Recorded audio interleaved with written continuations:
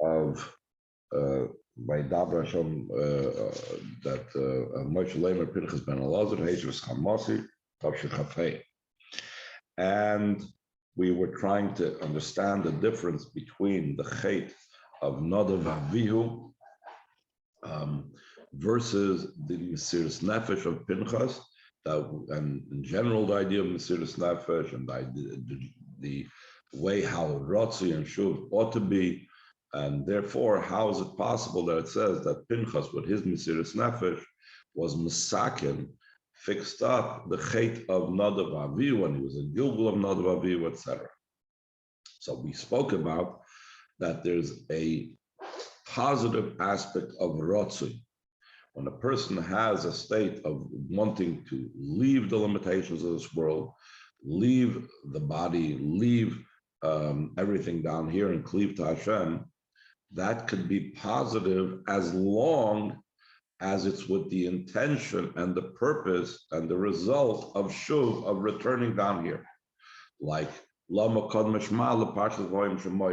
the idea of Shema is the idea of Mesiras Nefesh, Limser Nafshi Be'echa, it's the idea of Ratzui, but it's followed by Vahoyim Shemoya, fulfilling the mitzvahs down here in the physical world. The idea of Shuv, of returning, of coming down here. And in a similar vein, this was the idea of Rabbi Akiva, that he was Nichnas B'Shalom V'Yotz B'Shalom. He had a Ratzui, and his Ratzui was designed in such a way as to bring a Shuv, as opposed to the other ones that were with him, that they had a Ratzui without a Shuv. So returning this way, based on this, now we'll be able to understand what the problem was with Nadav Avihu. This will be understood the sin of Nadav Avihu, that we're in a state of Rotzi alone without a Shuv. The Oizos, in addition to the fact that they were missing the Shuv, they didn't have the follow-up, they didn't have the conclusion, they didn't have the idea of bringing whatever experience they had of the Rotzi down here into this world, into the performance of Torah mitzvahs. In addition to that, the Oizos, top of page Lamed Aleph, Shegam harotzi atzmoi loy hoya kederech harotzi shalifnei hashuv. This rotzi was different than the rotzi that was before the shuv. So the Rebbe is going to introduce another point over here. There's two different types of rotzi. There's two different types of Mesiras Nefesh. There's two different types of ways of pulling upwards towards Hashem. Putting aside the idea that they didn't have the Shuv afterwards, even in the way that one draws close to Hashem, there's a difference in the Rotzi of Nadav Avihu versus the Rotzi of, let's say, the Mesiras Nefesh of Rabbi Akiva or the Beis Yosef or the Mesiras Nefesh of פינחס and so on. So he says, line 2, Shari Etzlam Hoyerak Mesiras HaNefesh V'loy HaGuf. All that they gave up, all that they had caused was the idea that their soul departed and not their body. Shaguf nishasholim. As we know physically, the bodies of Nadav Avihu remained whole, remained complete. It says that a fire entered their nostrils and like consumed their souls, but the bodies remained complete. What does that reflect? In this world, that reflects something of a similar problem in a spiritual world that was also not the way it was supposed to be.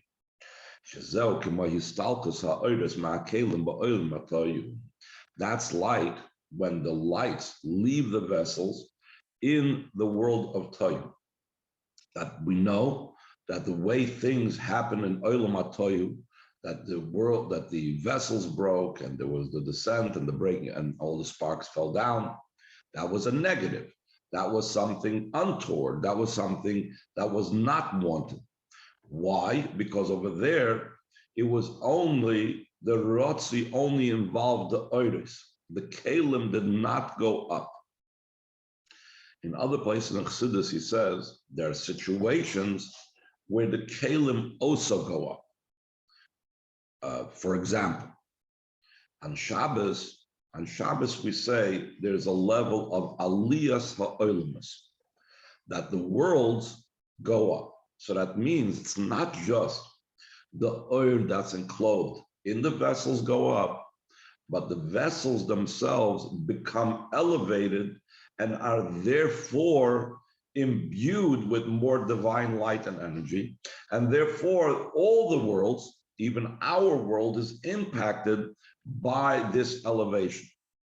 So there's a big difference between if the oil itself goes up, or if the vessels that contain the oil go up as well. Because when the vessels that contain the oil go up as well, then that is a positive thing, at least in many situations. And when the oil itself leaves, so then that's the idea of death in its most obvious way. The neshama left the body. So the cases of even where the neshama left the body that we're going to talk soon about, let's say the Beis Yosef, the Mesiras Nefesh, it was also they were sacrificing their body and elevating their body as well. We'll get to that in a moment. But the main thing is there is two types of rotzi. One type of rotzi is that the oil leaves the kelim behind. That is like a death. That's a negative thing. That's called shviras hakelim. And that's what took place by Nadav Avihu, that they left their vessels behind. Whereas all the positive situations of Ratzui are situations where the person in his entirety, his soul and his body, become elevated to a higher state. But of course, it has to be assured that afterwards they come down and bring it down to the physical world. But everything becomes elevated in the process. So he says, goes on further, line at the end of line 5, the Eina Doimelim Mesiras Nefesh.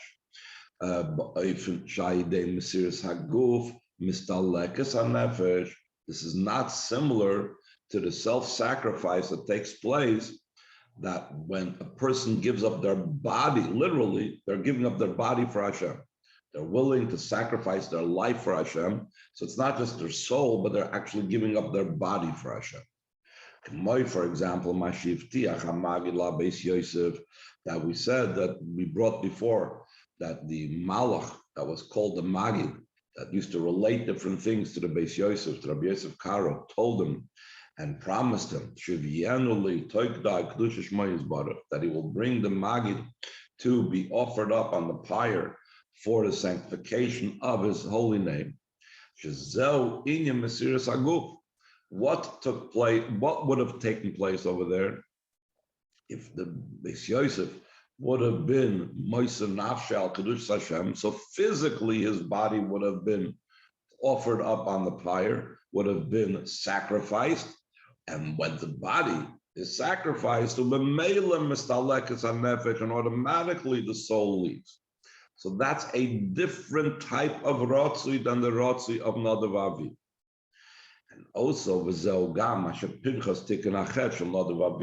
also the idea and the reason that Piנחas, that we said before, rectified the sin of Nadav Avihu, because Piנחas offered up his body. The Shevet Shimon wanted to kill him, like it says over there in the Rashi and Chumash. He stood up and sacrificing his body with Kinas Hashem Tzvokos, and he avenged the anger of Hashem. And for this reason, it was as if, or perhaps it says that his soul actually left his body. That was an actual Mesiras Nefesh, that he actually lost, the soul departed from his body. Trying to remember what Mefarshim speak about this, about the Mesiras Nefesh of Piנחas. I don't remember right now. So either it was as if his soul left his body, or his soul actually left his body and miraculously he was saved. The Nimtza comes out that by Piנחas, this desire, this yearning, this rushing towards Hashem, his Rotzi was in a perfect manner. Therefore, because his rotzui was an appropriate rotzui, so then the shoiv was also, the return was also a result from it. Similar to what we said yesterday, that by Rabbi Akiva, where he was nichdas b'shalom, already when he entered in a way of peace. He entered in a way that had the shuv in mind. So therefore, it manifested itself that he resulted in a shuv, as opposed to the others that entered with him, the other three that entered with him, that it doesn't say by them that nichnasu b'shalom. Since they didn't enter in a way of peace, since their rotzui was not an appropriate rotzui, so it wasn't just they didn't have a shuv, they didn't have an appropriate rotzui, and because they didn't have an appropriate rotzui, that's why it didn't result in a shuv. But over here, where Piנחas was willing to give up his actual body as well, it was the body and the soul together. So therefore, what resulted was a rotzui followed by a shuv. And where do we see this? We see this in the reward that Hashem gave. This is what it says in the pasuk.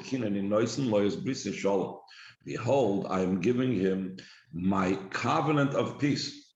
We mentioned yesterday about Rabbi Akiva, that Rabbi Akiva was nichnas b'shalom v'yatsa b'shalom. And the idea of shalom, I think we mentioned in passing, means the union and the joining of the higher with the lower. Instead of being a dichotomy, a distance, a separation between the two, there is peace between the higher and the lower. So that same type of peace was expressed in Piנחas as well, that he brought about, and he was in a state where his rotzi came to a level of a shuv. So the reward was in a similar fashion. It was in a way of shalom, in a way of peace, of being brought down here into this world. Meaning, that's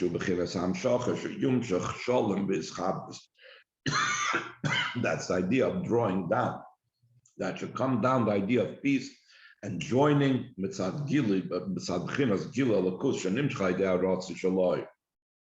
the revelation of godliness that came about through his rotzi.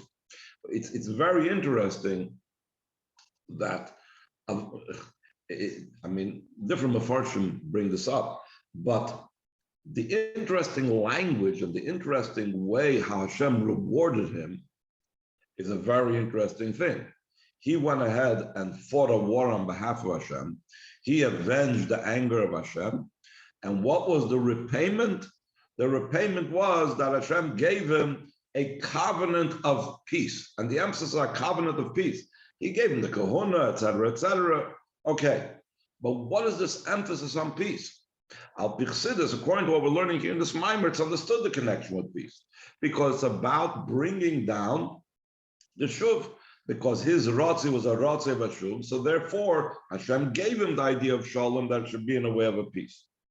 Another expression of the idea of shuv, the gam kippur ala he also atoned for the people. Like it says that because Piנחas had done this avodah, so because of that, vayichaper al bnei Yisrael, he atoned on the bnei Yisrael that were suffering because of it. There was in the Magefa, there's 24,000 that died in the plague because of it. His work made an atonement. What is the idea of an atonement? What happens when there's an atonement?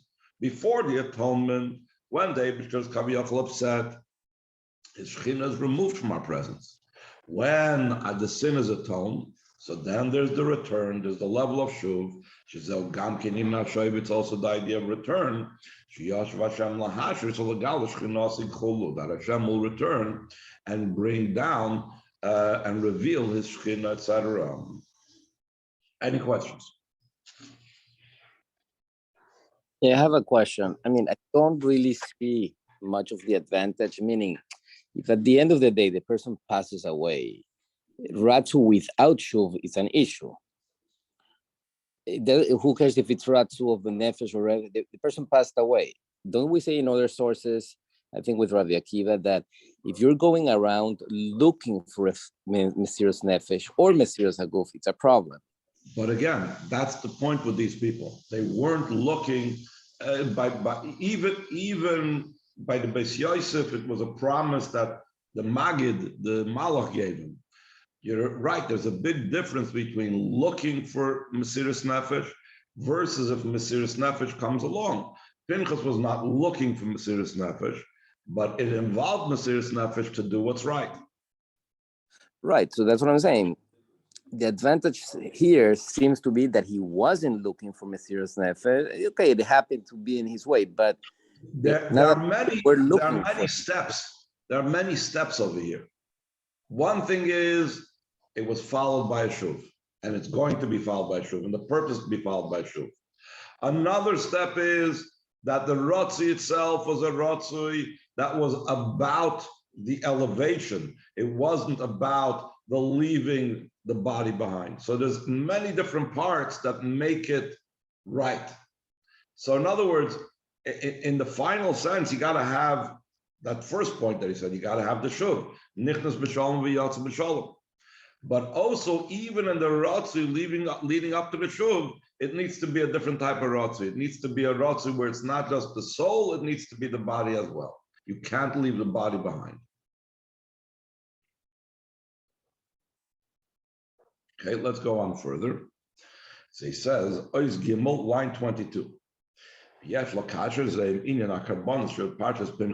connect this idea with the karbanis that's in our parsha and Parshas Pinchas.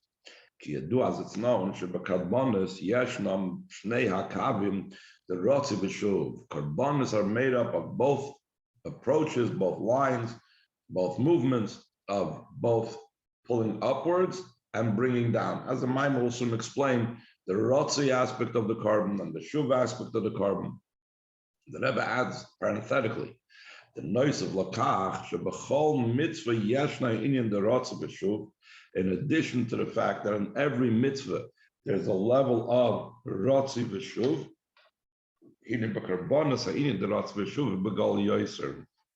when it comes in karbanis, then the rotzi v'shuv is even more revealed. Let's see the commentary on the side, what he brings down about how in every mitzvah there's the idea of rotzi v'shuv. So on the left side of the page, on page Lamed Aleph, so he says on line 63 in the commentary. So he says, he brings from the Torah, he says, Aidei is bonus b'gedolos Hashem, through thinking about the greatness of the Eibishter, Yumshach harotzi v'atshuka elav yizbarach mamish. So then it's drawn down to the person a yearning, a desire to the Eibishter, likolu libatel b'yizbarach, to become subsumed and nullified in the Eibishter.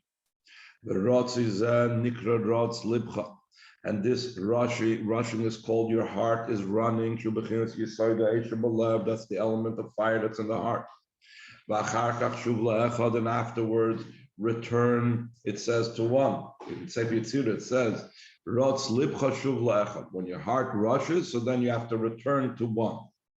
What does that mean, the returning to one? That this rotzi that the person has during davening, this yearning to be bottled at Eibishter. So the revelation will come down here below. Aidekim Torah mitzvahs ba'asiyah, through fulfilling the Torah mitzvahs in action. Therefore, it comes out from it the level of shuv. It's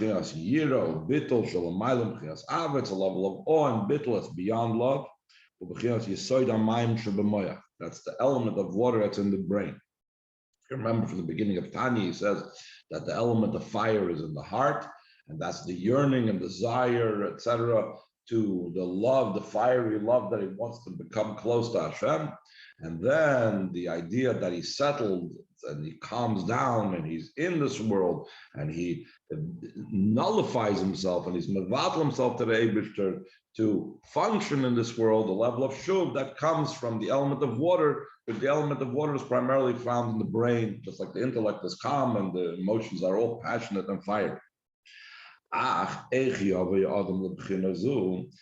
the person arrive to this level, the shuv, that and so on? Why they kiyum mitzvahs. Through the fulfillment of mitzvahs, you can get both the fiery desire and yearning, and the water type of calmness and settling of the shuv. The Hasiv, it says about the Torah mitzvahs, that from his right is a fiery law.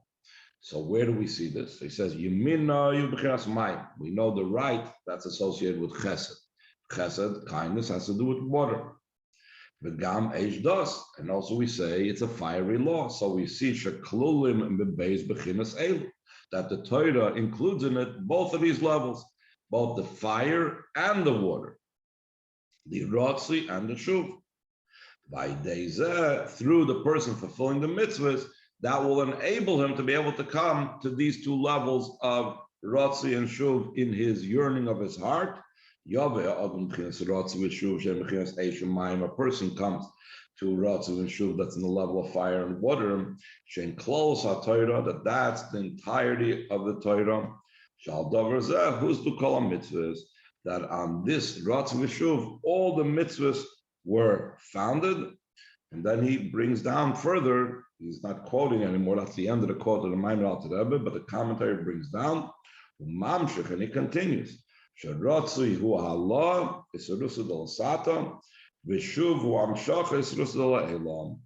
the Ratzui is the idea of elevating or rising up, an inspiration from down here below, which is in general the way we do our avodah, and then in return we draw down an inspiration from above.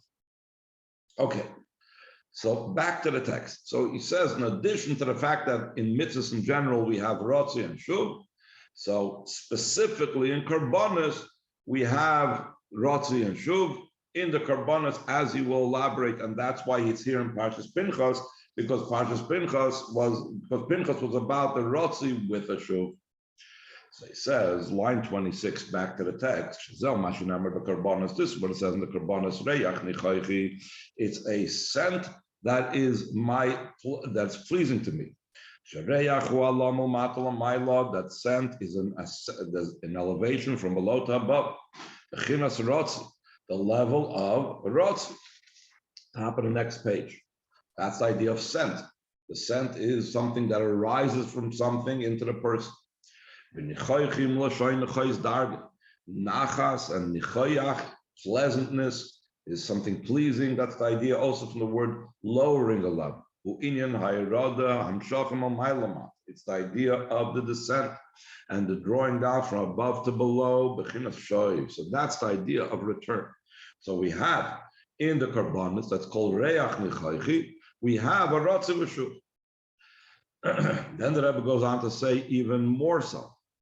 You can break it down even more in detail. So he says on line 3, page Lamed Beis, even more specifically, there are 2 in Yon in the Amshach of the Karbonos. This is what the Chazal said, explaining what does it mean, reach nechoyach, a pleasing scent. What does it mean by the Eibusher we say it's a pleasing scent? So they say, nachas ruach lefonai, it's pleasing spirit before me, that I said and my will was fulfilled. What does this have to do with Rotzi V'shuv? First, there's the idea, I said. Hashem's saying, Hashem's commanding us to do a mitzvah. That's the inspiration from above that comes prior to the inspiration down here below.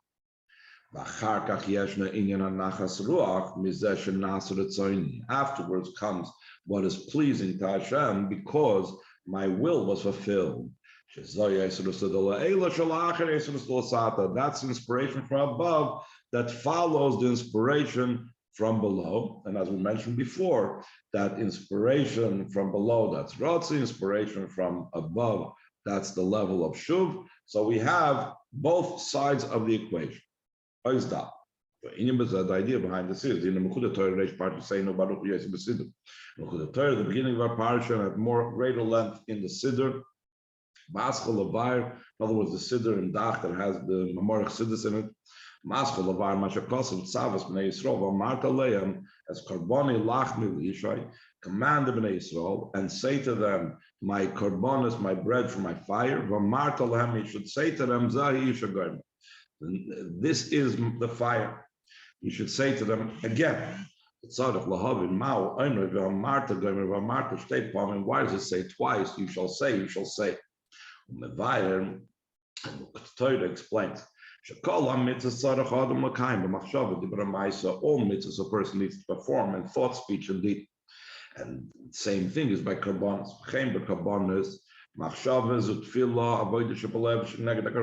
Thought, that's the service of the heart. When the heart, davening is about heart and mind and thought, that corresponds to the karbanos. As we know, davening was established in place to the karbanos. The dibur Talmud Torah, the karbanos, and speech is the studying the halachas of the karbanos. As it says, whoever is involved in the Torah and the study of the Torah of an olah, it's as if he offered the olah. So there we see the speech level of the korban olah. And the service of the karbanos itself, actually bringing karbanos on the mizbeach in the base of Mikdash, that is the level of action.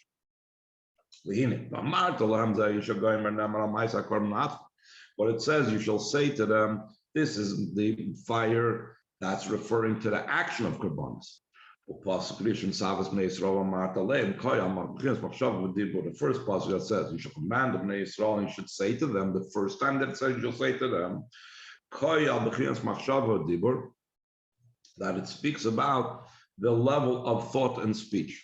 So that's why it says twice V'amarta. The first time V'amarta, it's talking about the thought and speech of the karbanos, which is the avodas shebalev of davening, which is in the place of karbanos, and studying the halachas of karbanos, studying the Torah of karbanos.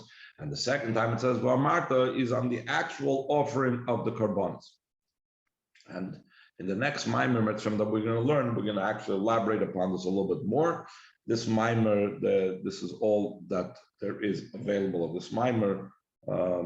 There's as many Maimon those years, they don't have a full record of the Maimer. Any questions? I have a question. Is this like a alternating current, like Ratzon and Shuv up and down, or is it more like your car where you have the cooling